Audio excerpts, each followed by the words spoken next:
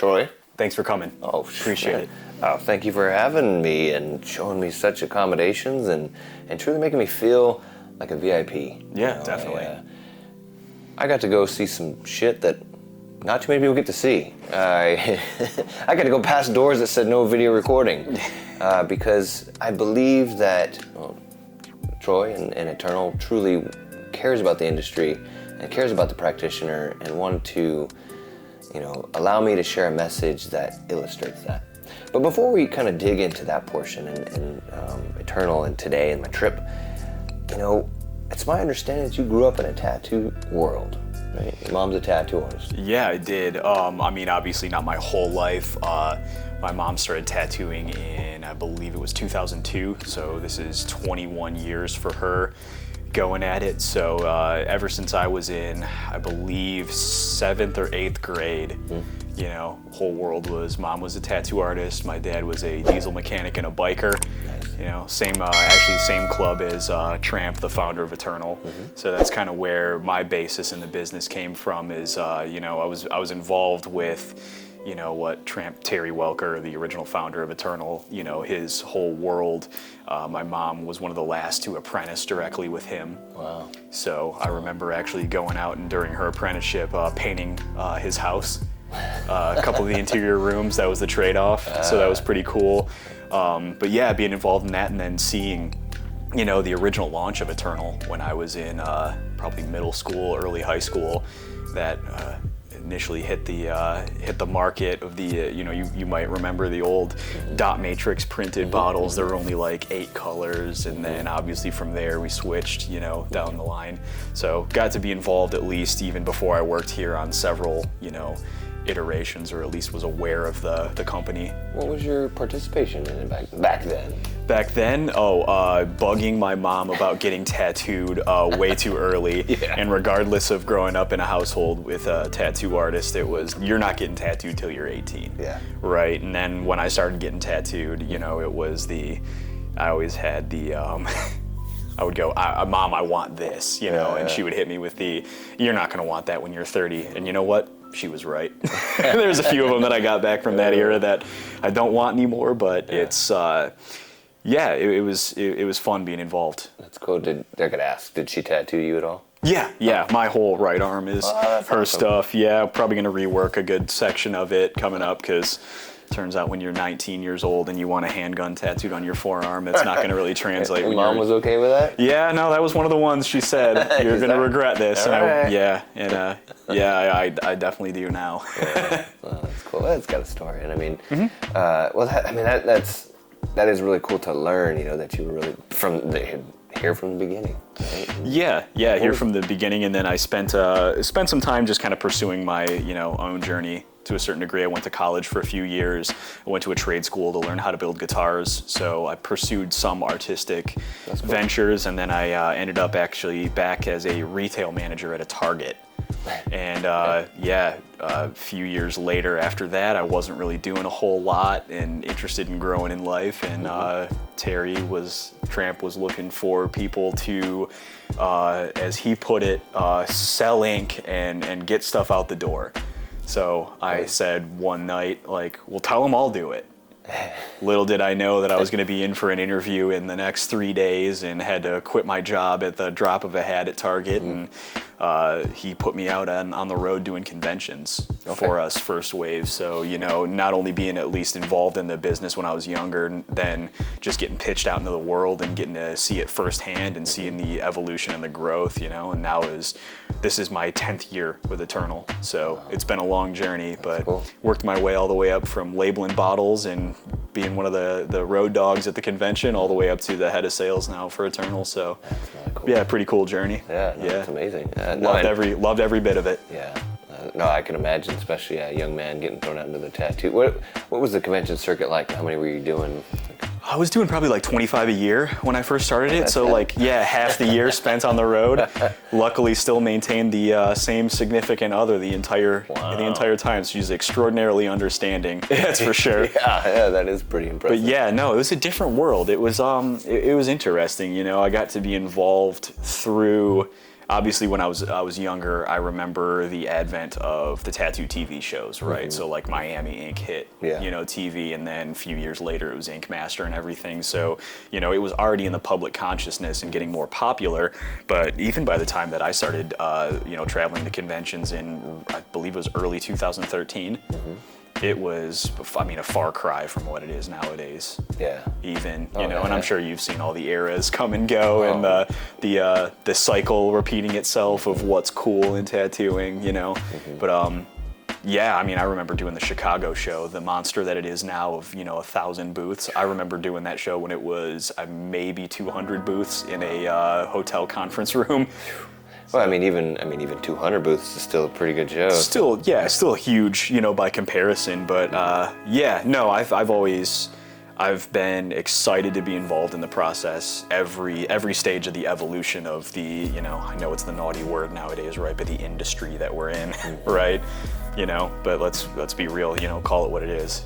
It's an industry. Well, tattooing, I think those who look at industry is kind of a bad word, is because of the old, craftsman element to it, right? For sure. The Renaissance man, right? Being able to make pigment, to make needles, to make machines, to engage with human beings with their vocal cords, and actually, meet people and such, as opposed to utilizing social media as their main form of marketing, was a part of the process. And now every piece of that is now kind of outsourced. Right?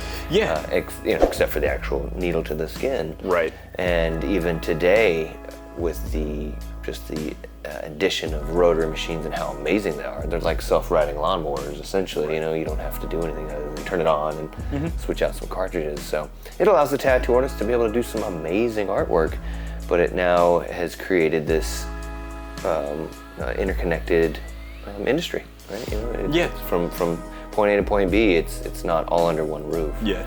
And I think that's something that people need to recognize. Oh, 100%. Yeah, and it's not necessarily a bad word, right? It's with more people joining the industry, or, with numbers comes more power, right? Yeah. It's growing, and it's just rolling with the punches on that. But I think at the end of the day, everyone that's a tattoo artist or a tattooist, tattooer, whatever, nomenclature you want to use, you still are craftspeople, right? Yeah. It's still a trade, it's still a craft, right? And at the end of the day, that's what the funniest part is. We always have the echoing sentiment here at Eternal is we're making art supplies for artists, right? And that's really what it is. Yeah. No, and the product has become an amazing one, and it's definitely been a huge contributor to the growth of the industry, or a part of the growth of the industry, and we've grown so much, and things are definitely changing, right? Absolutely. There's a changing landscape when it comes to especially regulations, laws, and such, and being that the tattoo industry hasn't had a lot of traditional success in cooperation and collaboration and communication. Oh yeah. We've been a bit disbanded, and again, that's probably something you saw on the convention circuit, especially coming up, years ago, because of the clicking, and I think that outside entities like the government and such have been able to kind of, capitalize on that, in the sense that we don't really protect ourselves well. But we are trying to now. And right. There's the Alliance of Professional Tattooists, which for those who have been tattooing for more than 20 years will recognize that organization. It formed back in the 90s, but due to, again, lack of communication and not engaging with the evolution of communications, it's kind of, in the industry stride, on the industry's perspective, it fell away a little bit. But now there's a need to come back to it. Yeah. There's a story that Josh was saying at one point years ago, that there was a fire in the factory, right?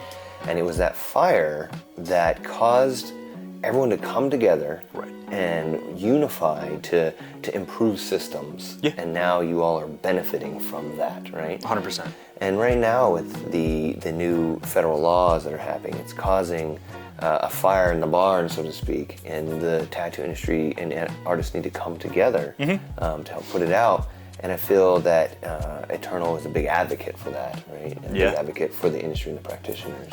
100%, yeah. I mean, that's what we've always been here, right? Is we've always been for the artist, right?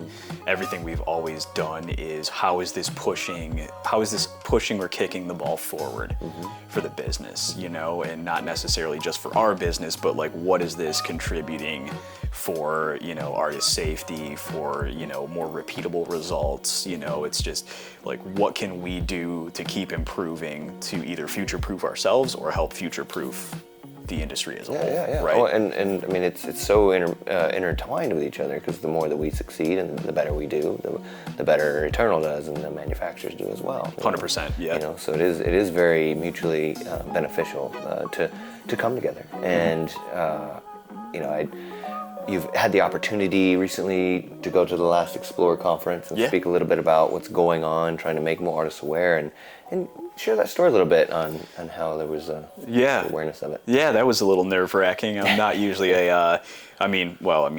I guess I am a bit of a public personality time to time, being in our advertisement videos, or, you know, just being out on the road. Some cool ones coming too. Yeah, we got a couple good ones coming. However, whatever light that shows me in, you know, but it'll be interesting for sure. I'm sure it'll get a lot of likes. I'm sure it will. But no, it was that was one of my first experiences of actually getting up and speaking on behalf of the company, and I think it was it's a very necessary time to do it, you know, because I think there are a few elephants in the room that artists that may not be aware need to be aware of. You know, just keep themselves apprised on the whole, you know, scenario. And I think it was a good result. You know, I mean, obviously got up there with a few nerves, shook those off pretty quick, and then you know, brought up the obviously Reach and then Mokra, you know, and those are the two big ones that I think artists really, you know, need to pay attention to. You know, do I think everyone needs to run around screaming and you know, like their heads are on fire? Absolutely not, you know, but that's, like we were talking about earlier, it's the fight or flight response, right? You know, so it's the, you know, what are you gonna do? Are you gonna hide in a hole? Or are you gonna, you know, at least get the information and then figure out what you need to do from there, right? No. I appreciate you doing that, brother, because you getting up and speaking on behalf of a product that, I mean, I don't know, millions of people use, right? And getting that credibility that, yes, the industry needs to know about Reach, which we'll talk about in a little bit, but you know, it's drastically affecting the European tattoo artists' livelihoods. And then the Modernization of Cosmetic Regulation Act, the MOCRA, and how that's potentially going to affect our livelihoods. And you're right, we shouldn't be running around screaming, because that does nothing. But we also shouldn't ignore it, right? We should also be proactive, and coming together is probably the best bet, right? 100%, yeah, and that's, I mean, I think our ask echoes what you're asking people to do at the same time, and that's pay attention to the information, right? That's, you know, don't hide and say nothing's gonna happen, because that's when, you know, that's what bites everyone, is just plugging your ears and saying, I can't hear you, nothing's gonna happen, right? You know, but also it's, you know, we don't need to, you know, jump to the complete other side of the, you know, push everything underground or whatever like that. You know, I think there is a comfortable middle ground, but making sure that artists are at least join working groups, or, you know, people that are aggregating all this information, because I mean, you've seen how big the MOCRA legislation is. I mean, it's what, 10,000 pages, somewhere around that? It was in the back of a omnibus bill, so I mean, you know, good luck if you're not a lawyer or are well phrased in legalese, and you know, even with the amount of agreements and contracts that I read all the time, I'm at a loss on some of that as well, right? So the best that most artists can do for themselves is join working groups and forums where at least someone in there is going to put it in that layman's terms that makes sure that everyone can understand it. And I mean, shoot, man, knowledge is power, right? You know? At least you know what you have to do in your specific state, region, I mean, shit, municipality. Sorry if I swore on it, but. I think I cussed the beginning too. All right, cool. No, it's totally cool. I love that, because if more people come together and people take on different responsibilities, then it's not all on one person's shoulders. So it's not like, you know, we got to all of a sudden now, you know, get a second job and start, you know, fighting some day-to-day battle or something. It's literally just coming together and being aware of what's going on, and if need be, sign some petitions, maybe, you know, become aware of things, right? You know? because there is some positive steps we can take, and it doesn't require a whole lot. No, yeah. You did touch on it real quick, and I want to kind of end near this, but Okay. you mentioned the going underground. Oh, we can go the complete opposite and go underground. And, Right. And we've talked about, we've thrown this around a bit the last couple of days of what that really means, right? Yeah.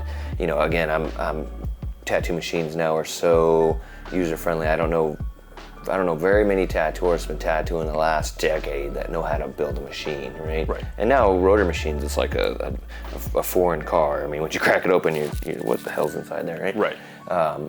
Needles are making needles is a lost art, but ink is not an easy thing, and I've learned firsthand it's quite the process. And I mean, maybe speak to that a little bit on that. It is just something that you can't just pick up on the weekend and get good at. Yeah, I mean, I think a good case in point is after the talk at Explorer, I had a gentleman come up to me who bought out a good chunk of Nationals, last remaining powders that they were doing, right? So, that very likely for some of the end consumers could be some of the last legitimate, like pure ground powders like that would be available. It's like it is difficult to purchase some of this stuff at a bulk amount, but all of the, you saw some of the steps over there. It's a pretty involved process. Very. And the way that we do it obviously wouldn't be the way that someone that's mixing it, in Sure. a blender is going to do it, right? But it's being able to have those consistent, repeatable processes like that takes a lot. We have, you saw and met a good number of our team. I don't think you probably expected that it was going to be the better part of like 25 people involved every day just to make that process. Every time I turned the corner, it was another person, yeah. Exactly, yeah. So I think it's, that response is, sure, it sounds feasible, but to be able to do it, it's a bit cost prohibitive, to the end tattooer, and that's probably the last case scenario that any of us would ever want to get to, is making it so, artists and practitioners can't get what they want or have to settle for something that's of a lower, lower quality or lower class, So at least it's the, I think it's to some of the point too of like we touched on, like the everyone gets scared of it, like tattooing getting too big or like corporatization and things like that. And from my side of it, I've been along before we were a member of the group we're in now, and I've stayed on, and I've seen nothing but benefits from it for at least the end tattooer, be that in repeatable manufacturing processes, and that's just getting out, experts in those kind of fields in, to just, a bigger, better support network and more funding to be able to push that ball forward and make sure that our processes are even better than they were, And provide, like I said, the processes that provide a quality, repeatable product you can trust and stand by. 100%. Yeah. I mean, if you had to make it by yourself from the blender, you have to be pretty dedicated to make sure it's perfect at the same time every time. Oh, 100%. Yeah. It's a wild process, and respect to anybody that still knows that art, And I think it's important that artists should know that side. They should know coil tuning. They should know, what at least goes into the process. Well, I've been tattooing 23 years, and I came from that era. Oh yeah. And our apprentices and my apprentices do learn it, but their peers don't. It's definitely disappearing quickly. So I feel that the cry to go underground is more of just a last ditch resort because there's no other options. But we do have a good option, and it is coming together. Yeah. And whatever organization, the Alliance of Professional Tattooists is one built by tattoo artists to preserve tattooing and tattoo artists' livelihoods and future. And I feel like we've had a great branded message, the same thing, and we want the same things, right? We, the Alliance, want the same thing as Eternal, right? To protect tattooing for years to come. And to end on for years to come, is there anything you'd like to kind of excited about that's upcoming? Any cool trips? Any cool events? Anything you want to share? Oh yeah, we have a few new product releases coming this year into next year. Cool. So one's releasing this week, but maybe by the time this video's out, it'll probably be out. But who knows? Yeah. And then just another Explorer conference is coming in Fort Wayne in August this year. I'll be out there, so that'll be a cool opportunity. yeah, just always, I don't know, every day's relatively exciting working in the tattoo business, man. It's everyone involved should be just stoked that we have something this special and can also be involved. Yeah, I mean, I guess to put it, like, kind of wrap it in a bow, right? Like, how many other industries exist in the world where everybody from at all levels can be involved in shaping where it goes, right? Because the rule book's kind of unwritten for the tattoo business, you know, on a few levels, right? So now we all get to be involved and can live and exist in the time that, you know, you can say, or, you know, down to the level of just joining the APT, you know, just staying in the loop on stuff, working, you know, our folks here that just pack boxes for us or do everything down to, you know, sweeping the floors here. At least you're part of something that is changing an industry in the world and shaping where it goes, you know. So I don't know, be excited, right? Tattooing's fucking cool, man. It's the best business on earth. I've been here all day, and you guys have nothing but fun and really embody that, and I can appreciate that you do. Yeah. You are grateful for where you're Well, I appreciate that, man. I mean, we try to like talk the talk and walk the walk. You know, we promote, you know, within entirely here for the most part. We try to support our staff in actually going out and getting tattooed or getting more information and learning about the business that they work in, you know. So it's special for us, you know, at the top all the way down, right? It is a special industry and opportunity. And oh yeah, we should probably highlight too, if you join the APT or become a member, you'll get a discount through us here at Eternal Tattoo Supply. So there's another benefit for you. Yeah, oh, that's amazing. Yeah, no, again, another testament to Eternal being pro tattooers, protecting tattooing. And you know, it's been great to finally get to sit down, meet, hang out with you, learn more about you. Yeah.